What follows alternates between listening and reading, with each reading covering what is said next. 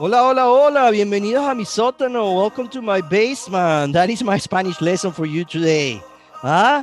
I'm Francisco Suarez, your host, and this is From Suarez Basement, a podcast I put together every week with a lot of love, that's for sure, to be able to create bridges between you, the audience, and those experts in the field of communication, media, and the art. Your company means everything to us. Thank you for tuning in every week to listen to us, to watch us in our YouTube channel. Thank you so much. And of course, thanks to WCNY for their partnership. It's thanks to this partnership that we're able to bring you some of these experts.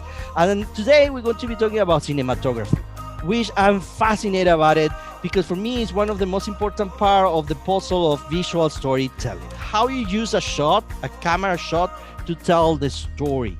And we couldn't ask for a better expert to be talking about cinematography than Steven Meizler, who is a cinematographer for the Netflix hit TV show Queen Gambit.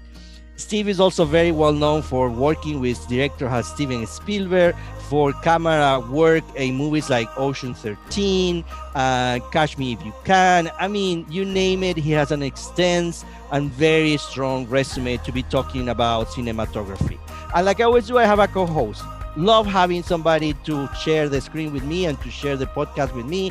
And I'm very glad today to have a good friend, a colleague of mine, Jacob Todd, with me. He's a professor at the Cinema Screen Studies Department at SUNY Oswego. Of course, he's a big fan of cinematography and Steve's work. So we couldn't ask for better company to start this new episode from Suarez Baseball. Thank you for being here. And let's start this episode right away. Here we go.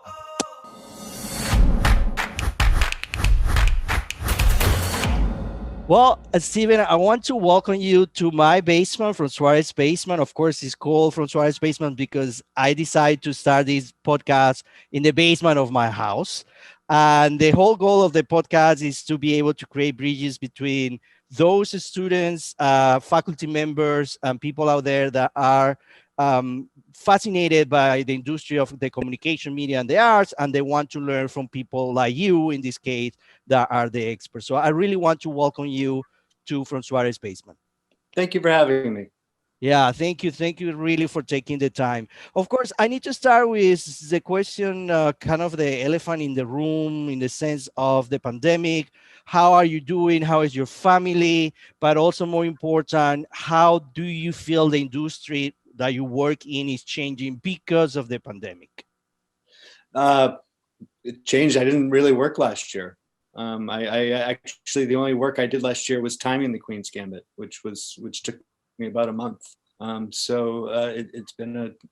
definitely a very inward looking year and a very kind of soul testing year, but in an interesting way. Maybe we as a civilization kind of needed something like this in order for us to slow down and see what's most important in our lives. Steven, thank you so much for joining us. I'm really delighted. You have such a distinguished career and with just so many excellent films on your resume. And so I'm just really excited to learn and talk on sort of on behalf of my students. So what are the challenges? I guess I'll begin with sort of what are the challenges of working as a cinematographer in sort of, streaming series compared to the challenges of working as a cinematographer in feature filmmaking? You've got experience in both. So, well, first I have to say I'm really impressed with your background, Jake. That's it's a really cool system you have here. I like the film strips that you're having. It harkens. I still am a film lover. Digital has brought some things that are unique and interesting things, but it maybe lost a little bit of the magic of film. That being said, I don't find there much difference. I haven't approached anything on what I've done on films as what I've done on TV. I think it's kind of the projects that I've been searching out in TV that aren't that feel more of a whole story, and I try to find directors and people to work with that have a singular vision and can carry it out throughout the entire show. And I like to be able to be on the entire show. I kind of look at it as one really long movie, and kind of Queen's Gambit, we kind of approached it that way. You know, it was a 80 to 90 day schedule, and it was all, you know, it wouldn't have been any different in a movie as a 2-hour movie. It just happened to be a 7-hour movie. Yeah. Cool. Yeah, it definitely shows. You know, I think that's the thing, is that the sort of the production value in these series is like a feature film. I mean, there, you really couldn't really differentiate the two when you look at them. Well, I think, and also in TV too, you don't have all the scripts written all the time, and you have different directors that come in, and you have different DPs that come in. So sometimes it gets lost in, you know, that through line that you need, that can really, you know, you might see a pilot of something, it's like, wow, this is really cool, but then it goes on and like, well, what happened to the style of the pilot? And you're, yes, you know, that yes, kind of craftsmanship kind of loses that sort of thing. And I've you know, I've been very lucky to work on feature films a lot of my career when I was a camera assistant, and it kind of helped me to want to keep a standard and want to keep a you know, I'm very passionate about the craft making of film, and you know, every shot is its own, you know, should be its own thing, and you shouldn't have to waste any shots, and you shouldn't, you know, it needs to be, you really, you know, it is the art of storytelling, and the art of how to tell a story with a camera, and how to move a camera, and go through, you know, reading a script and seeing it. You know, I read the book too. Okay, I started from the book and then reading the script that Scott Frank adapted and who also directed it. It really, you know, I love that part of starting to visualize it and starting to say, oh, these, you know, you start to have it and you can't get out of your mind, or you wake up at 3 a.m. and you're like, oh, I got this great shot that, you know, it's like, I know how to do this. Then it comes into fruition and you actually do it. And it's kind of why I like to operate, because I want to be part of actually making the shot. I don't think and not do it. And that no excitement you have when you finish, when you get a shot that you've actually visualized for so long, is a really magical moment. Yeah, I totally get it. And Steven, I have to say something. Oh my God, this is so awesome, because actually in my class, we're studying right now camera shots and camera movements, right? So I am trying to make my students understand the power of a shot, the storytelling behind a shot. And what you just talk about it, what you just say is so important. The idea of don't waste a shot. You cannot waste the potential of a shot to tell the story, to elevate your story to a different level. So of course we're starting close-ups and middle shots, and they still don't understand. You know, when I ask them, well, why do you use a close-up here? Like, what is the point of the close-up? They still don't get the point that yes, technology is true. Technology has changed. We have now digital, but the way you tell a story from Alfred Hitchcock to is the same. The power of that shot is, for me, the most valuable and most important aspect of any storytelling, visual storytelling. And I think that you bring up a really good point too. What I do in prep is to come up with the director a visual language, and that's where it really starts. And it really, to have a cohesive, to have rules, to have a set of rules of how you're telling it. Where are you telling it? You know, for example, Queen's Gambit, we knew that we were going to go through, it's through Beth's perspective. So a lot of the shots you see that we follow her a lot in wider shots, but then cut back to her and closer to see what she's seeing in a very simple way. But I mean, you know, you start to develop these sort of ways of telling the story that you need, that you want to, you know, that you, and it becomes easier when you get to set, because, you know, once you've set up those rules, you know what shots not to do. You know, you're not going to do a lens from outside looking in, like a voyeuristic sort of thing. Or, you know, you're not going to use wide lenses really close, or you're going to, you know, you become, you know, I know what these lenses are going to help us tell the story. All in the pre-production. Pre-production is a key factor. Key factor. I have to say, for the pre-production, and I've been talking about this, the location manager and the production designer are also very key in the pre-production, and finding that is in going out to scouts and finding these locations and talking with myself, the production designer, the director, and the location manager. And then obviously costumes comes in and becomes also a very huge piece. And I think one of the things that really helped us in Queen's Gambit is the cohesiveness that we all had. And I think it was kind of a testament to our director, Scott Frank, to help us, hiring people that who really can, color wise, tone wise, layer, and visual style to have all of us work as one instead of each trying to kind of make their movie by their department. Which is kind of saying we say. Yeah.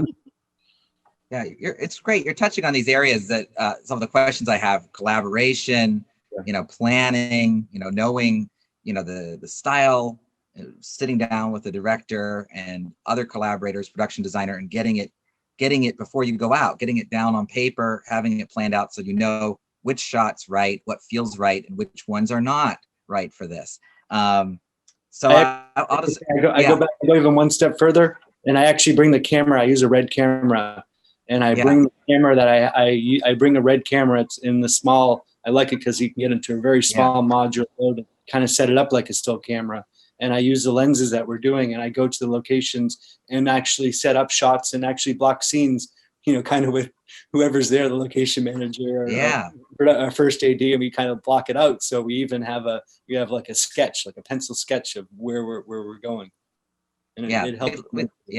We love to hear that. That's the kind of thing we encourage our students to do. I know that semesters are a very tight amount of time for them to work, but it really, you can tell the difference between the projects that have done the research and homework and prepared and have really spoken to one another. Sometimes you students have, I just so-and-so jumped on this project and they on the day of the shoot, and those conversations really need to happen way before anybody steps on set.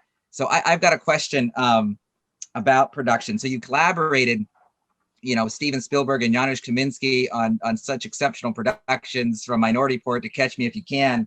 What did you learn from working with that team? You time after time you collaborated with this this distinguished team of filmmakers.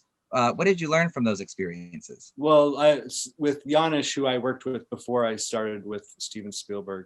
Who taught me, first of all, loyalty.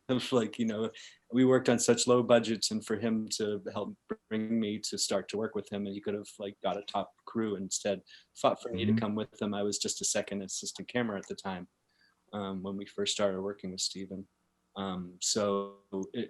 That part, and also Janusz he always takes chances and always tries to push the limit, and always in film too, where you don't know what's going to happen, and it's a little to also go to that edge of darkness, and where you really go to that point and to explore that. I really admired that from him, and the chances he takes and the boldness, and just to his cinematography is such strong images, and there's such the very it has the dynamic range from darkness to light in shots are so extreme in such a beautiful way. It's kind of something I've bought from him, and Steven, of course, is how to tell the story with the camera, how to layer the shot, how to he's he always early takes become simple, but you realize all of a sudden he's seeing something, he adds something every take to go that makes it so much more interesting. And just the way I think he's one of the best people I've ever seen of how to move a camera and how to tell the story with the camera, as opposed to sometimes you see a lot, and I always bring up Michael Bay, and he always moves the camera, but it doesn't really mean anything. It's to move the camera, and that's never the reason to move it, in my opinion. But that's what I brought from both of them. What's so great is this, part of me is this kind of, just nerding out over all your expertise. I love talking film formats. I love talking about the different tools in cinematography and lighting.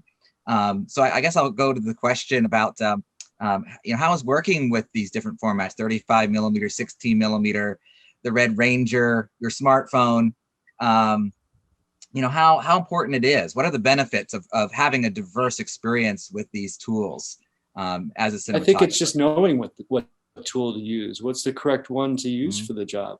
I think it's knowing, we did actually use some 16 millimeter in Queen's Gambit. There's some of the black and white footage of the young Borgoff was 16 millimeter.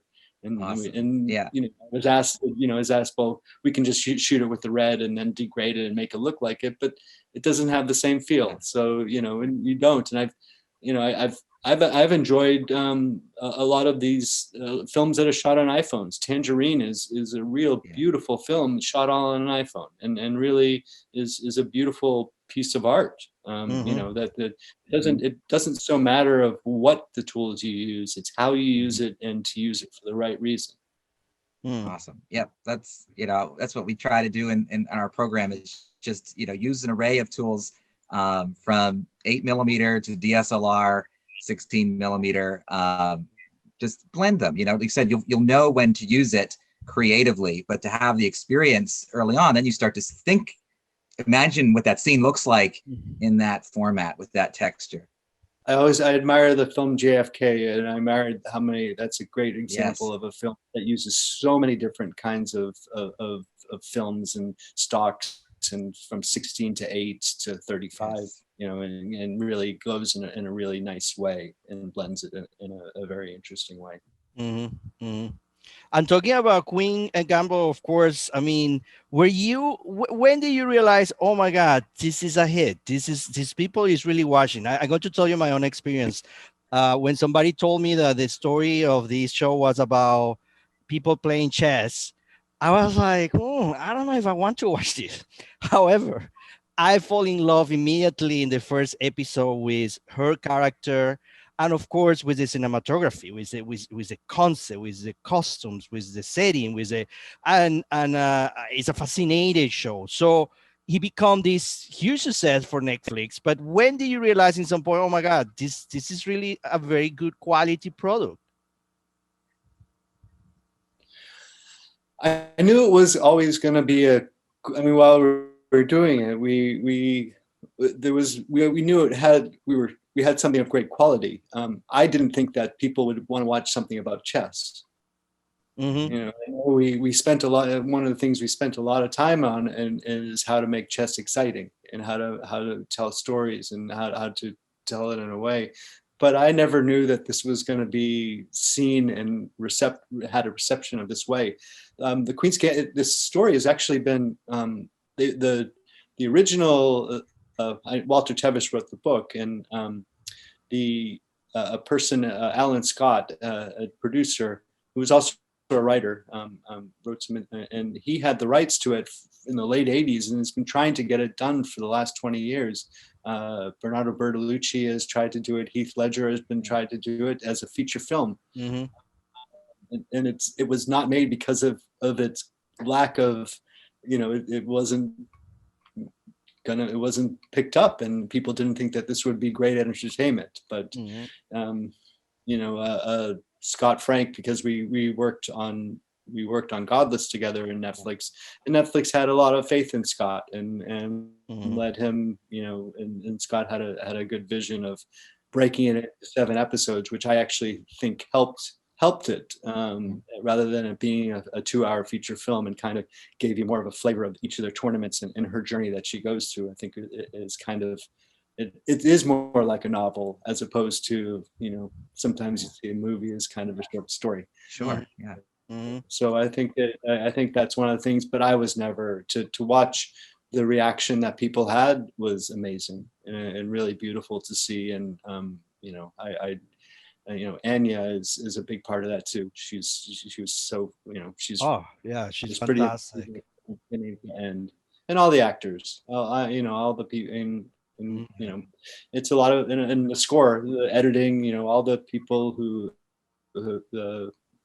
everyone who contributed really put their heart into it. And again, that cohesion of everyone was on the same page and trying to tell the same story.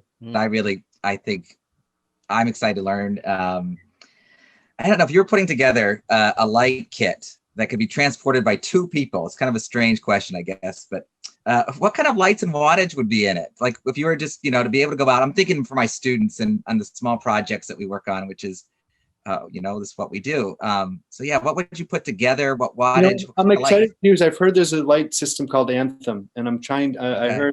I heard it's really interesting. I'm kind of interested to use it. I don't have a specific light package that I like to use. Okay. And I use a lot of different gaffers. The gaffer is the person who helps me with electric, and I kind of like to see every time when I work with different gaffers what they like to use. Especially, I come from camera, so the technical part of lighting is not my expertise. I know light quality, and I know, but I've kind of, I'm still learning that aspect of it. And it's so, and like, you always want to learn and always want to. So that's kind of why I asked. I'm kind of curious of this Anthem. I've used it. I'll look that up. Because we often are just putting together what we can, whatever, we have, of course, the classic low light kits. They're 500 watts that you see in most cinema programs. But then, LEDs, different kinds of LEDs, some even hardware lights that we put together.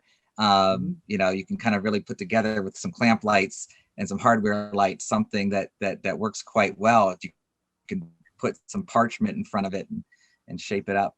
I kind of just sometimes just using practicals, using lamps in the room, and just how you use that and putting them on dimmers. You can really, I did a whole series where I used 5 lights in the entire 5 movie lights in the series, and using it. And it's just, again, it's more knowing what the location is and knowing the light of the location and knowing what is the interesting angles in that. And that takes practice, that takes experience, that takes taking a lot of photos, being a photographer, just really, that anyone can do if you just go out and see the world through a lens and keep on practicing. That to me is the best part. And to listen, be quiet and listen, watch other people do it and how they do it and take from it. I know Roger Deakins does his podcast and has a really interesting, his website, I think is a really a wealth of information of how to do things, or from his perspective. Steven, thank you. I don't have words to thank you for your time, to allow us to learn from you, for the students to be able to have this connection with you and everybody who's listening out there. Thank you so much for being part of From Suarez Basement. My pleasure. It's been really great talking to both of you. Thank you so much. Thank you, Steven. It's been an honor. And thank you, Francisco, for introducing me to Steven and setting this up. My pleasure. That's what we're here for, to create those bridges between the experts in the field and our faculties and the students, so we can learn from them. So that's the goal of the podcast.